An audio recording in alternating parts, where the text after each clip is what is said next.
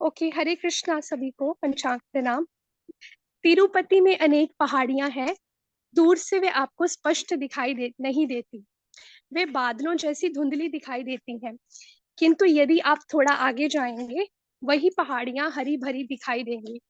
और यदि आप उस पहाड़ी के ऊपर जाएंगे, तो आपको वहां अनेक पशु, मनुष्य और घर मिलेंगे। वस्तु वही है, किंतु अलग अलग दृष्टिकोण से वह भिन्न भिन्न दिखाई देती है।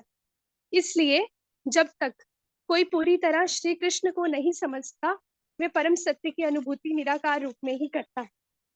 हरे कृष्णा। ठीक है, अभी हम भगवत गीता करेंगे।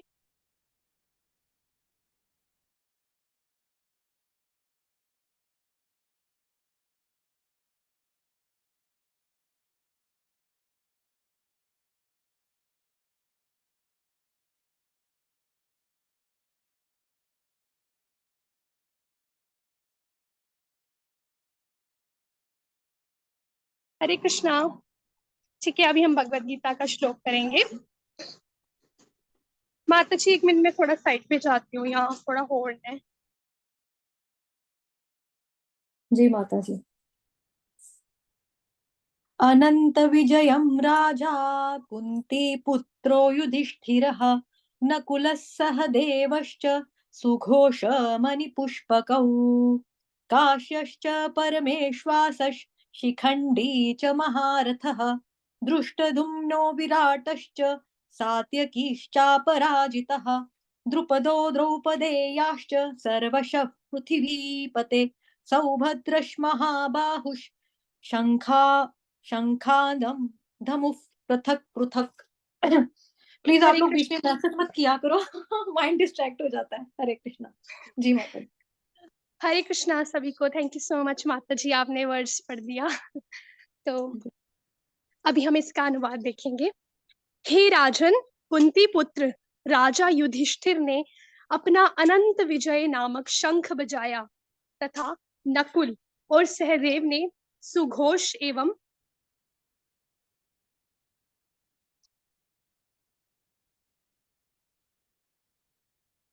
मणिपुष्पक शंख बजाए। महान धनुर्धर काशीराज, परम सत्य योद्धा शिखंडी, दृष्टधुमन, विराट, अजय, सात्यकी, द्रुपद द्रौपदी के पुत्र तथा सुभद्रा के महाबाहु पुत्र आदि सबों ने अपने अपने शंख बजाए। माता जी तात्पर्य। जी माता जी। तात्पर्य जगत गुरु श्रील प्रभुपाद द्वारा श्रील प्रभुपाद की जय। संजय ने राजा धृतराष्ट्र को अत्यंत चतुराई से यह बताया कि पांडु के पुत्रों को धोखा देने तथा राज्य सिंहासन पर अपने पुत्रों को आसीन कराने की यह अविवेकपूर्ण नीति श्लाघनीय नहीं थी। लक्षणों से पहले से ही यह सूचित हो रहा था कि इस महायुद्ध में सारा कुरुवंश मारा जाएगा। भीष्म पितामह से लेकर अभिमन्यु तथा अन्य पौत्रों तक विश्व के अनेक देशों के राजाओं समेत उपस्थित सारे के सारे लोगों का विनाश निश्चित था। यह सारी दुर्घटना राजा धृतराष्ट्र के कारण होने जा रही थी, क्योंकि उसने अपने पुत्रों को कुनीति का प्रोत्साहन दिया था। हरे कृष्ण माता जी। पंचांग प्रणाम। थैंक यू माता जी। हरे कृष्णा। ठीक है, तो अभी हम इसको देखेंगे। तो उसके लिए हम कल वाला वर्स एक सेकंड के लिए रिवाइज करेंगे। तो कल के वर्स में हमने पढ़ा था कि जो भगवान श्री कृष्ण है और अर्जुन है और भीम, उन्होंने अपने अपने दिव्य शंख बजाए, है ना। भगवान श्री कृष्ण ने 5 जन्य शंख बजाया, और जो अर्जुन है उन्होंने अपना देवदत्त शंख बजाया, और जो भीम है उन्होंने अपना पौंड्र नामक शंख बजाया। तो दिव्य शंख बोला गया था क्योंकि वो ऑब्वियसली भगवान श्री कृष्ण ने बजाया, और उनके जो परम सखा और भक्त हैं उन्होंने बजाए, है ना। तो अभी आज के वर्ष में क्या बता रहे हैं। हाँ, तो ये हमने देखा था कि उनके ही भगवान और उनके भक्तों के शंख को ही दिव्य बोला गया है ना। ये नहीं है कि उधर से कौरवों की तरफ से शंख का वादन हो रहा है और उसको दिव्य बोल रहे हैं, नहीं बोल रहे ना, इधर से ही बोल रहे हैं। तो अभी आज का वर्ष में हम तात्पर्य को थोड़ा समझेंगे।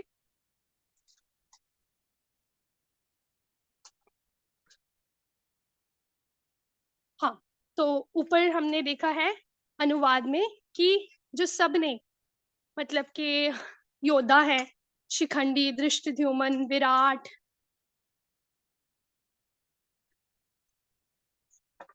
इन सब ने अपने अपने शंख बजाए। ठीक है, तो सात्यकी हो गए, द्रुप्त हो गए, द्रौपदी के पुत्र, ठीक है, और सुभद्रा मैया के पुत्र अभिमन्यु, उन्होंने भी अपना शंख बजाया है ना।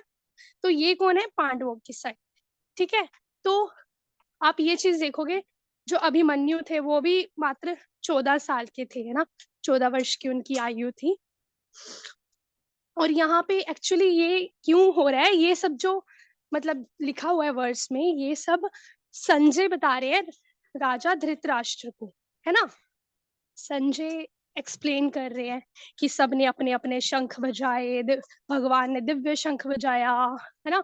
भगवान के जो भक्त है, उनकी पक्ष के साइड के जो पांडव है, उन्होंने अपने अपने शंख बजाए। तो आप एक चीज देखोगे, जो संजय है वो धृतराष्ट्र को ये सब बता के क्या एक्सप्लेन करना चाह रहे हैं, वो ये एक्सप्लेन करना चाह रहे हैं इनडायरेक्ट वे से कि अभी जो कौरवों की जो मृत्यु है वो निश्चित है। ठीक है, कौरवों की मृत्यु निश्चित है और इनकी हार भी जो है वो निश्चित है, मतलब हार पक्की है। ठीक है, वो क्यों बताया उन्होंने?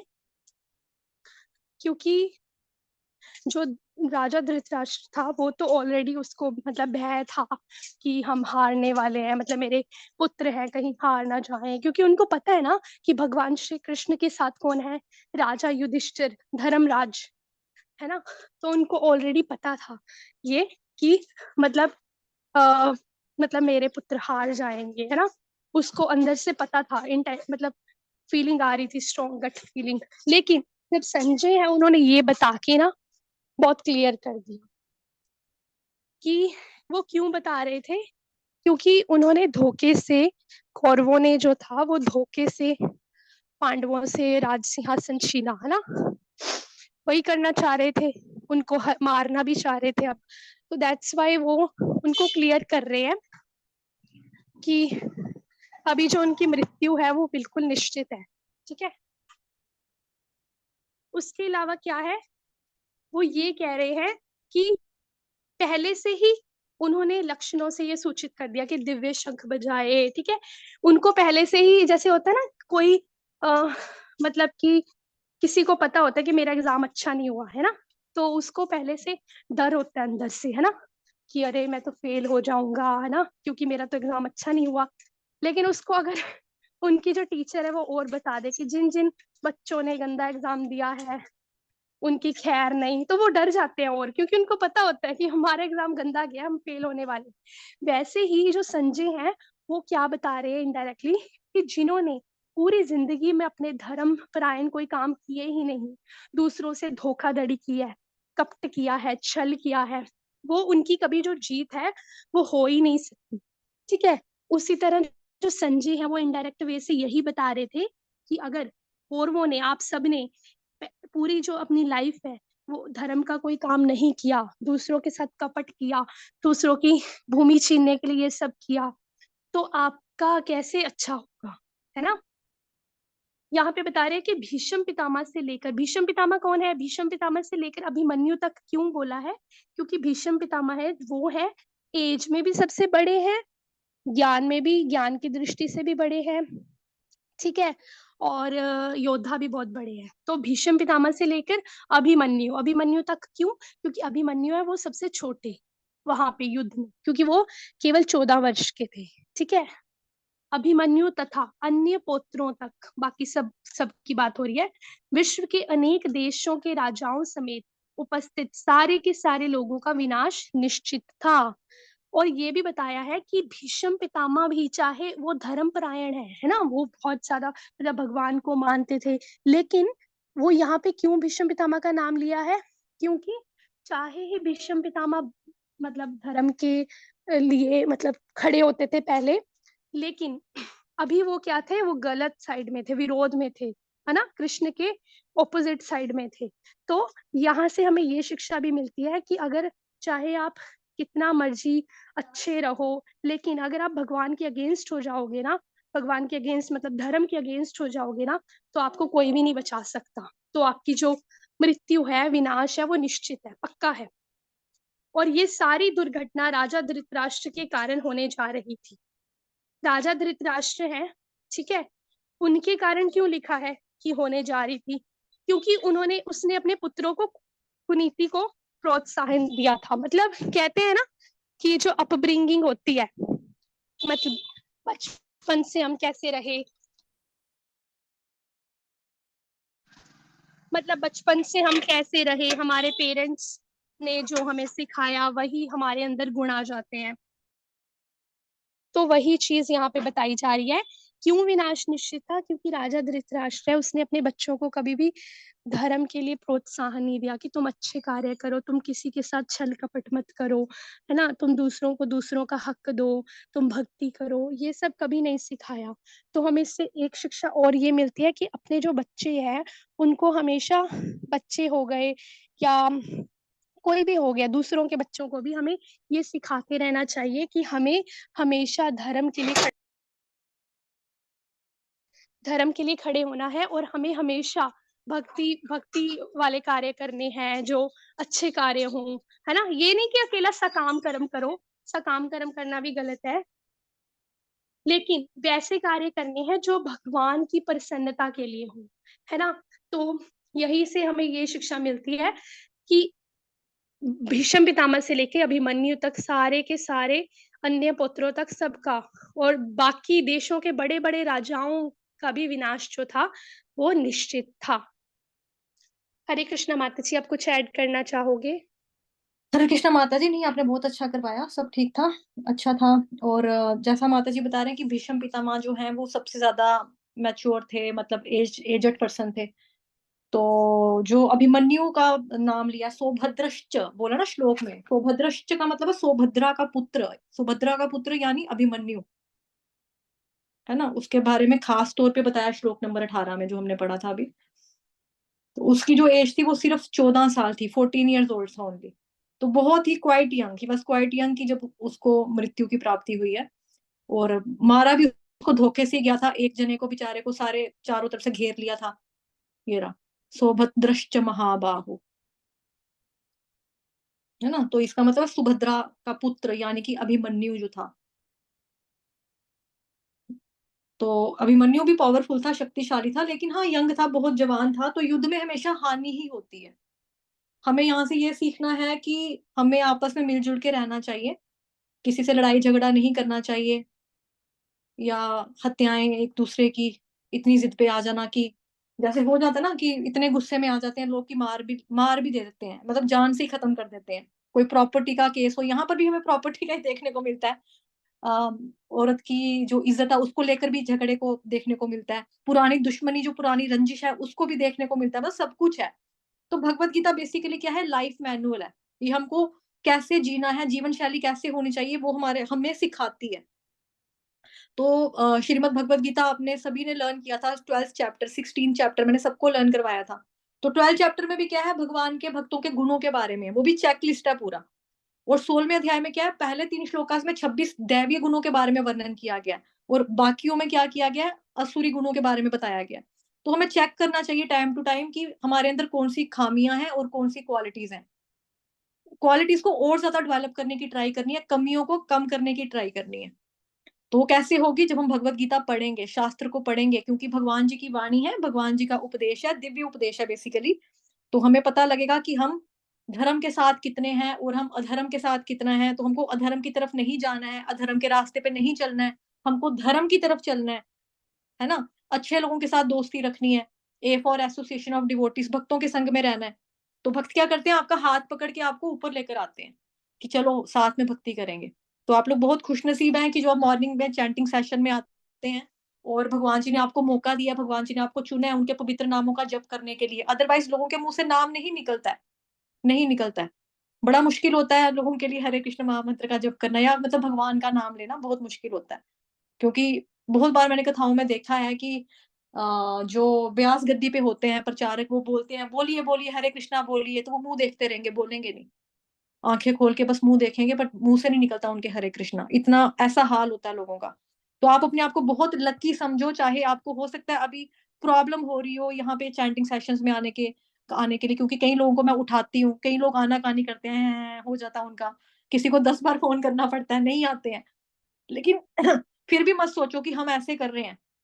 अपने आप को तब भी लकी मानो कि हमें मौका मिल रहा है, कि कोई हमें पकड़ के ला रहा है, भगवान जी के भक्तों के बीच में बैठ के हमें चैंटिंग करने का मौका मिल रहा है, गीता सुनने को मिल रही है हमें, भगवान जी का उपदेश है, हम धर्म के रास्ते पे रहेंगे। कुछ तो समझ में आएगा, बहुत अच्छे प्रचारक तो हम नहीं है। मैं बहुत अच्छा तो नहीं पढ़ाती, ठीक है? विनीता माता जी भी बहुत अच्छा नहीं पढ़ाते। लेकिन एट लीस्ट हम ट्राई कर रहे हैं, हम प्रयास कर रहे हैं, और क्योंकि भक्ति में प्रयास देखा जाता है। भगवान जो बहुत ही कृपालु हैं, बहुत ही दयालु हैं। हे कृष्ण करुणा सिंधु दीन बंधो जगतपते गोपेश गोपिका कांत श्री राधा कांत नमोस्तुते। उनके तो प्रणाम मंत्र में ही बताया गया कि वो कितने दयालु और कितने कृपालु हैं। तो क्योंकि हम लोग प्रयास कर रहे हैं, तो हम कृपा के पात्र अधिकारी स्वयं ही बन जाएँगे। तो भगवत गीता जो है वो लाइफ मैनुअल है कि हमें सीखना चाहिए, भगवान जी के उपदेश को समझना चाहिए, अपने आप को चेक करना चाहिए कि हम कितना धर्म के रास्ते पे हैं, कितना हम गलत कर रहे हैं, और धर्म परायण हमको बनना है, तो हमको सदगति मिल पाएगी, अदरवाइज हमारी दुर्गति होना निश्चित है।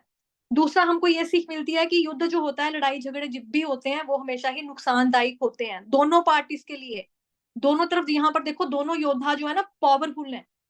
पहले वाले श्लोकास में दुर्योधन ने गिना दिया, आप हैं जी, द्रोणाचार्य जी आप हैं, भीष्म पितामह आप हैं, कर्ण है, विराटष्ट है, ये है, फलान है, सबका बता दिया। यहाँ पे कौन है? सुभद्रा का पुत्र है, पांडव है सारे के सारे, भीम बलशाली है, ठीक? सभी के सभी यहाँ पर भी पावरफुल हैं, लेकिन दोनों तरफ से नुकसान तो होगा ना दोनों सेनाओं का।